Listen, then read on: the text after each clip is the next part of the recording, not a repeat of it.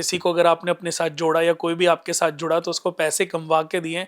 तो ऐसे ही मैं भी अपनी लाइन में देखो ऐसे ही सोचता हूँ कि आज अगर कोई मेरे पास एस्ट्रोलॉजी के लिए आया है या किसी की वजह से कोई हमसे जुड़ा है, तो उसको कभी ये सोचना ना पड़े कि उसने गलत जगह अपनी कुंडली बिल्कुल दिखाई है।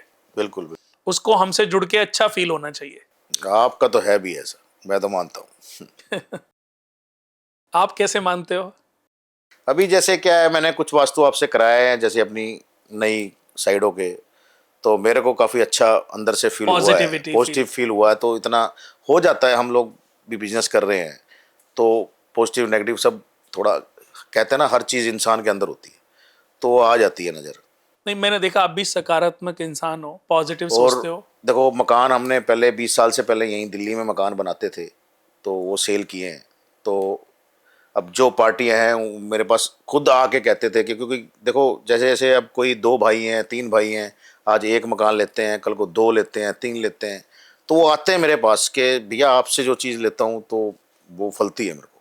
तो तब से वो माइंड में मेरे को इसीलिए ये वास्तु का भी आया कि यार फिर जब इतना वो है तो क्यों ना इस तरफ भी थोड़ा सा पैसा खर्चा जाए, कि जब हम लोगों को मकान बना के दे रहे हैं और इतना काम कर रहे हैं, इतनी मेहनत कर रहे हैं, तो क्यों ना मकान में वास्तु भी करके दे साथ में। देखो यही आपकी सोच में और दूसरे लोगों की सोच में यही बहुत अंतर है कि दूसरे जो बिल्डर्स हैं, मैं देखता हूं कि उनकी सोच ये होती है कि ज्यादा से ज्यादा प्रॉपर्टी, ज्यादा से ज्यादा मकान बनाएं और बेच के निकलें। अब वो जिए मरे, वो खुश रहें दुखी रहें, उन्हें कोई लेना देना नहीं।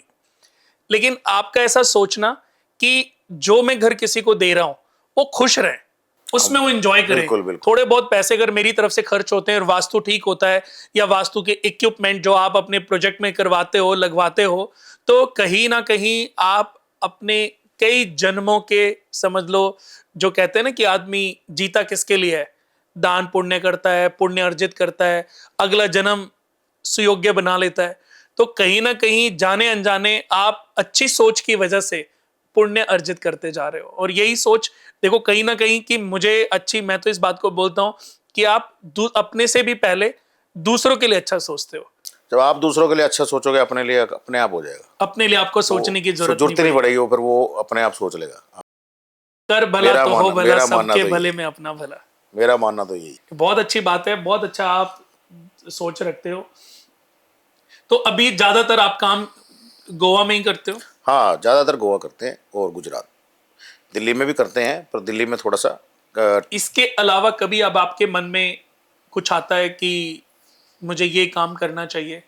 बस इसके अलावा मन में अभी आता है, मतलब सामाजिक काम की तरफ मन आता है कि कुछ सामाजिक सेवा की तरफ या कुछ हेल्प की तरफ, बस आगे चल के मतलब इसकी तरफ ही ध्यान है। कुछ अंदर अंदर कर भी रहे हैं, लेकिन अभी उसको कुछ ऐसे मैं बोलना नहीं चाहूँगा लाइव। तो मतलब बस आगे चल के यही मन है, कुछ समाज की सेवा करें, कुछ बुजुर्गों की सेवा करें, या कुछ मतलब गरीबों के लिए कुछ करें, कुछ उस तरफ ही जाने का मन है आगे आगे। मतलब कोई ज़्यादा पैसे कमाने की कोई इच्छा नहीं है, तो अच्छे कर्म करने का मन ज़्यादा है। बाकी जैसे ऊपर वाला कराएगा, मन में है कराना उसने। देखो बहुत अच्छी बात, ऊपर वाला तो हमेशा अच्छे करा के वो परीक्षाएं जरूर लेता है। जब आप अच्छे और सत्य के रास्ते पर चलते हो, थोड़ी सी वो परीक्षाएं जरूर लेता है कि ये जो आपकी सोच है, ये जो आप अच्छा कार्य कर रहे हो, ये क्षणिक भर है या आप अपना दृढ़ निश्चय, दृढ़ दृढ़ संकल्प करके आपने इस रास्ते पर चलना आरंभ किया है। तो उसकी छोटी मोटी परीक्षाएं जरूर होती हैं। और एक बार अगर किसी व्यक्ति ने इन परीक्षाओं को पास कर लिया तो वो इंसान कभी पीछे मुड़ के नहीं देखता। वो बिल्कुल। दुनिया के महान सुपर रिच लोग समझ लीजिए, विद्वान समझ लीजिए, सुखी समझ लीजिए, किसी भी एंगल से वो हमारे देश के ही नहीं, विदेशों के भी सबसे सुखी और सबसे तरक्की काबिल लोगों में से एक इंसान बनते उसको देर नहीं लगती। तो इंसान अपनी, देखो, सिर्फ पैसे से बड़ा नहीं बनता, नहीं पैसे से नहीं, महान नहीं बनता। इंसान अपनी सोच से भी बड़ा बनता है, सोच से भी महान बनता है।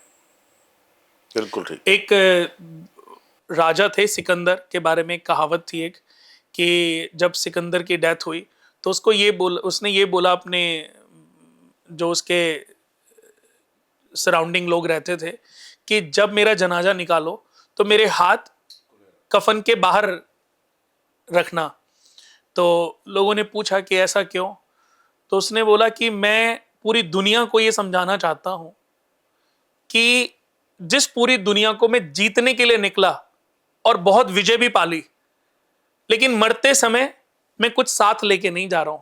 सब कुछ पृथ्वी का था, सब कुछ पृथ्वी का है और सब कुछ पृथ्वी पर ही रहेगा। बिल्कुल, बहुत। कहते ना कफन के कोई जेब नहीं होती, हाँ, नहीं होते। वरना इस दुनिया का सारा पैसा तो कब का जा चुका होता। फिर तो कितने कोई ऐसे लोग हैं आशु जी जिनके आगे कोई पीढ़ियां नहीं थी। लॉकडाउन में मैंने कई सारे ऐसे लोगों के बारे में सुना कि 10-10, 20-20 हजार करोड़ की प्रॉपर्टियां, संपत्तियां थी उनके पास, और उनके बच्चों की भी डेथ हो गई, बहुओं की भी डेथ हो गई, उनके परिवार में कोई वारिस बचा ही नहीं। अब वो किसके लिए प्रॉपर्टियां, किसको देके जाएंगे? अब वो आज क्या सोच के जी रहे होंगे? कि यहीं पर मैं बस यही कहना चाहूंगा कि सब कुछ यहीं छोड़ के जाना है। आपने साथ क्या लेके जाना है? सिर्फ आपने क्या अच्छा कार्य किया है, आपने अच्छी क्या क्रियाएं की हैं, क्या कर्मा किए हैं, आपने कितने लोगों के साथ अच्छा किया है, कितने लोगों का जीवन बनाया है, कितने लोगों के आप काम आए हो, कितने रिश्तों को निभाया है, कितने लोगों के दिलों में आप नाम छोड़ गए हो। बस यही अमर हो जाएगा, यही रहेगा याद। और इसकी भी एक लिमिट है। बिल्कुल। आज देखो, हम बात करें, मैं आपको पूछूं कि जैसे अब ये सिकंदर मुझे याद आ गया, ऐसे ही महात्मा गांधी जी हैं, या और मैं पीछे जाऊं तो महाराणा प्रताप जी हैं, और पीछे जाऊं तो बहुत सारे चक्रवर्ती सम्राटों के नाम, विक्रमादित्य जी हैं, पृथ्वीराज चौहान हैं, ऐसे कुछ नाम है। बट कितने और भी अच्छे होंगे नाम, बट मुझे याद नहीं है, या अभी याद नहीं आ रहे हैं, या कुछ ऐसे भी नाम होंगे जिनके बारे में मुझे पता ही नहीं है। बट कुछ लोग हैं जिनकी कई पीढ़ियों के बाद, कई दशकों के बाद भी उनका नाम होता है। मैं बात करूं महाभारत के कुछ लोगों का, पांडवों का, दुर्योधन के, दुशासन का नाम पता है, और युद्ध उनका, दुर्योधन का नाम पता है, लेकिन उनके 100 बच्चों के नाम तो नहीं पता। हाँ, 100 बच्चों का। तो ऐसे ही धृतराष्ट्र, पांडु, गंधारी, कुंती, उनके पांडु के पुत्र युधिष्ठिर, भीम, अर्जुन, नकुल, सहदेव, द्रौपदी, ऐसे कृष्ण, बहुत कुछ लोगों के नाम हमें, त्रेता युग के भी कुछ लोगों के नाम पता है, जो शास्त्रों में जिनका जिक्र है, किताबों से जिनके बारे में हमने पढ़ा है, कहानियों के रूप में जिनके बारे में हमने पढ़ा है, बट सबके बारे में नहीं। तो कहते हैं ना, खुद ही को कर बुलंद इतना, खुद ही को कर बुलंद इतना कि हर तकदीर से पहले ईश्वर बंदे से पूछे, बता तेरी रजा क्या है।